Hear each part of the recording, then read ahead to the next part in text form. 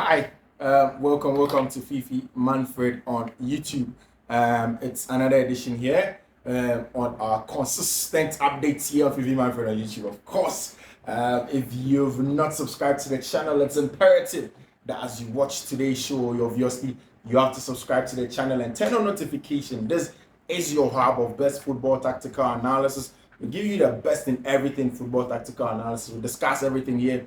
We talk about things that your other channels will not talk about. Of course, subscribe to the channel, turn on notification, and then of course in there do choose all. We want to hear from you as well. So as you do, make sure you comment in the comment section. You leave your comments in there. We'll talk about all of that here for you on Fiifi-Manfred on YouTube. But until even just before we start, let us get into today's conversation. There's a lot to unpack. Notable amongst them is the fact that yesterday, whilst Chelsea were playing in there, Chelsea have been handed a seat in that game that's going to go on Lisbon versus Benfica to go and watch Victor Gyökeres and then of course Ruben Amorim for Sporting. And I'll tell you exactly what happened. So Chelsea asked for a seat. Of course, one of the biggest things that Chelsea are looking to sort out in the summer is to make sure they find lasting solutions to their issues in the striking force. So obviously, Chelsea have not been able to convert the most chances. They have some of the best XGs. And I think that the Carabao Cup final that they played just a few days ago was testament of everything that Chelsea are going to. And they want to make sure they solve that problem. And like I said earlier, this summer that's coming is going to be a make or break summer for Chelsea. They know, the sporting directors, the owners, they know it's imperative that they get it right this time. I mean, there have been times where Mykhailo Mudryk and the likes have shown glimpses of the quality that they have. Noni Madueke and the likes. Nicolas Jackson is exceptional as a striker, but really not as a goal scorer in itself, in its entirety. He's a very good hold-up player, very good in between the lines player, very good connector. The leader of the press is excellent. The problem with Jackson, however, has been the fact that he doesn't end it up in goals, and that's the big question at Chelsea. Chelsea wants goals, they need goals today and tomorrow, and that's why they are looking for a striker. So they want to make Victor Gyökeres. Watch Victor Gyökeres, make Victor Gyökeres' agent. And the deal is simple. There is an 80 million quid that's on the head of Victor Gyökeres. Mind you, Victor has played in the English Championship before for Coventry. So he has experience in English football. He's a Swedish monster. And people believe that he's the next big guy that's going to come. He is menacing. Albeit the fact that he's an excellent goal scorer and then a killer in the box, he's also a very good holder of the ball. So in between the lines, a very good handler. He's able to carry the ball as a close control and then play forward and connect also with his playing as a second striker. And he's a kind of player that Chelsea are pushing very hard, very hard for Sporting to get. Of course, there were preliminary talks with Ruben Amorim, but hasn't gotten anywhere. Today after the game, the details are going to come, and then trust us here on Fiifi-Manfred. I'll bring you the best. Of course, subscribe to the channel. If you've not turned on notification, we want to hear from you. It's also imperative that you share to your friends who haven't joined the Fiifi-Manfred group yet, Fiifi-Manfred family yet. Send it to them. Let us have a conversation today. And as always, this time we start our show. We make sure that every morning by 9 to 10 a.m. there's a first video update that goes on, and every day by 4 p.m. at most there's a next video that has dropped. So give it back to back. If there are games in the evening, right after the games, also we'll bring you the best of football analysis here on Fiifi-Manfred on YouTube. My name is Fiifi-Manfred. Thank you very much for joining us. Let's get into the next bit of the conversation. After Chelsea have done that, I'll talk about Mykhailo Mudryk, the performance against Leeds last night, Moises Caicedo, Chelsea's general performance, Manchester United, and Real Madrid, Barcelona quest for Erling Haaland. But let's start it like this. I just picked up my phone in terms of working through production to bring in this content, and I saw that Pogba has sent a heartfelt message to every football-loving person in the world, and I want to run it through it. So it is touching. In my opinion, on a good day for Pogba, only a few CMs come close to him. He is quality. I mean, for somebody who is a non-Manchester United fan, and me watching Pogba, for me, that final against, that semi-final first against Argentina, and then the final against Croatia in World Cup 2018 was the height of Paul's career. He was excellent. Himself, Adrien Rabiot, and Blaise Matuidi formed a formidable midfield trio that complemented each other. Physicality, technical ability, ball carrying, and then of course being the creator in chief from deep line areas for the team. It was him. Mind you, for DJ Deschamps, that team was supposed to be defensively solid. How they were going to create from deep and make things happen rested on the shoulders of Paul Abile Pogba, because Adrien Rabiot was more like a box-to-box midfielder, and same for Blaise Matuidi, who was more even defensive than anything.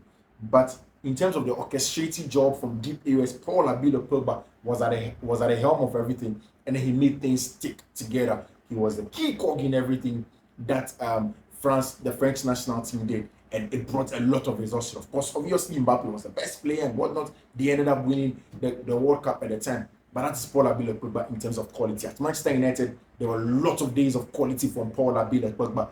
We heard of La Pogba Fair. What happened with Paul Abile Pogba?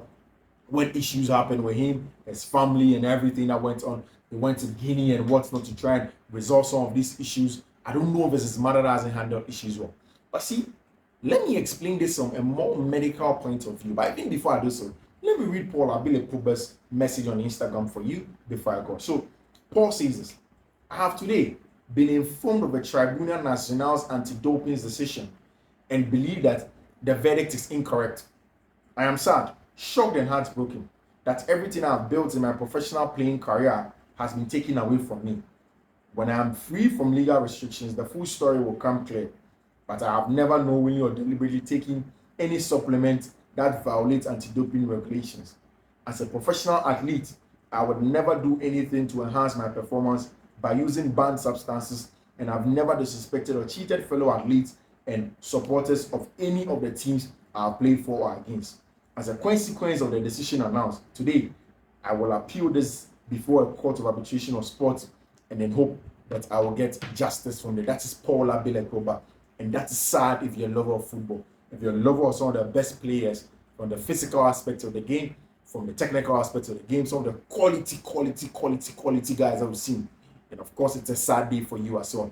Paul Abile Pogba, of course, like he said in there, has been stripped of his ability to play football stands now. But he would go to the court of arbitration for sport and seek redress in there. So that's Paul Abile Pogba. So you see, he was charged for the intake of testosterone. If you're not a medical person, testosterone is a hormone. It's a natural hormone, usually found in men. It helps in physicality, helps in endurance, it helps in, and usually hormones are steroids, right? Natural steroids.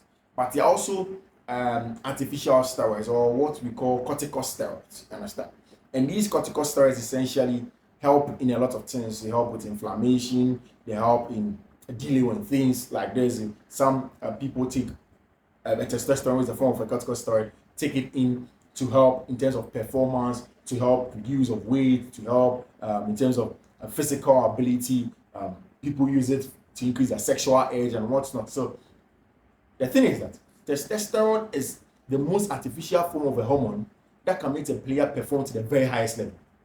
So it is the highest level of ban. In fact, if somebody takes cocaine, they may get a lesser ban than compared to somebody that takes testosterone.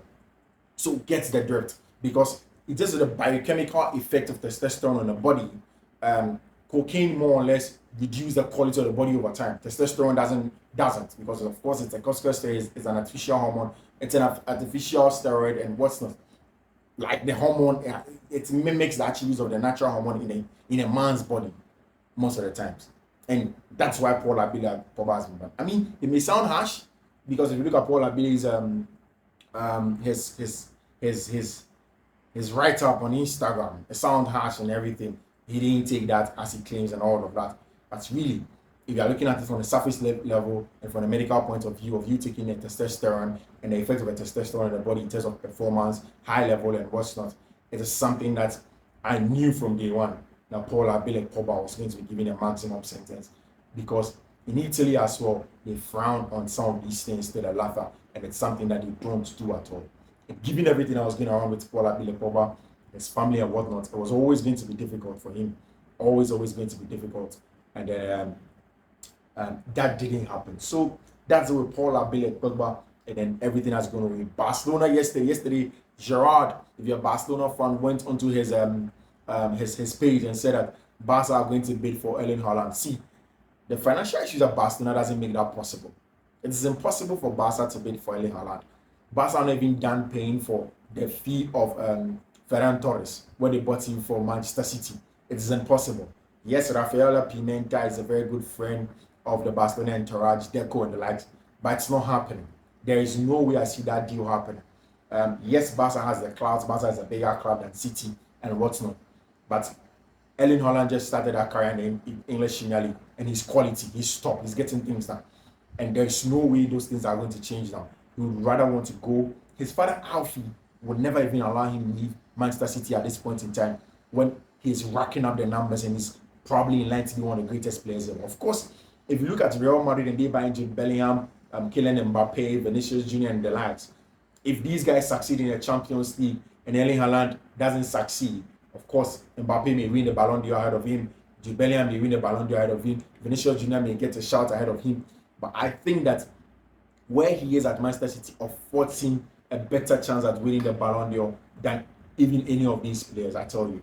Where he is at Manchester City, because at football and everything goes through, he scores loads of goals, a lot of chances are created for him. He's their topmost player. Kevin De Bruyne just came and 4 assists for him straight away, and it tells you the quality of player that he has. So that definitely isn't going to happen for him. Of course, Madrid are going to get their men. They're building a modern day Galactico, one that's maybe comprised of a much more hungry, younger team.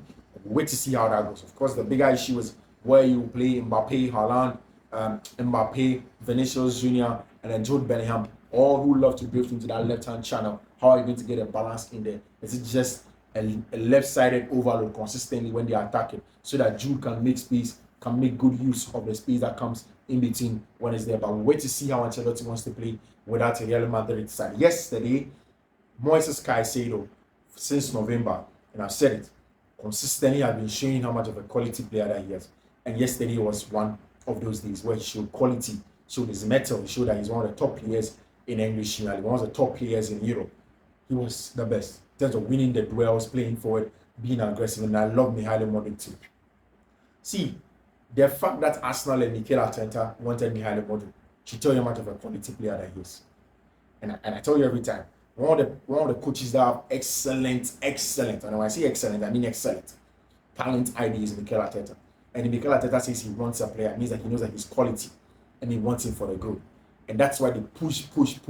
But Shakhtar knew that with the war and everything that was going on in Ukraine at the time, this is their best chance to make good money out of a player. And they did out of Mykhailo Mudryk, and then they took the money from Baghdad and Bali and then got it to him. As it stands now, he hasn't really replicated that form that people are expecting to replicate. But it's just a matter of time. Yesterday, it was just it as a number 10 role in between the lines, hold up, play, everything. He was excellent. His close control was up there. And I think that Mykhailo Mudryk is just going to come good with time. He's not a player that you just want to get. I mean, it's just like when Vinicius Jr. came to Madrid. It took time. I know that he's going to deliver. So, yes, that's it with the afternoon updates. My name is Fiifi-Manfred. This is Fiifi-Manfred on YouTube.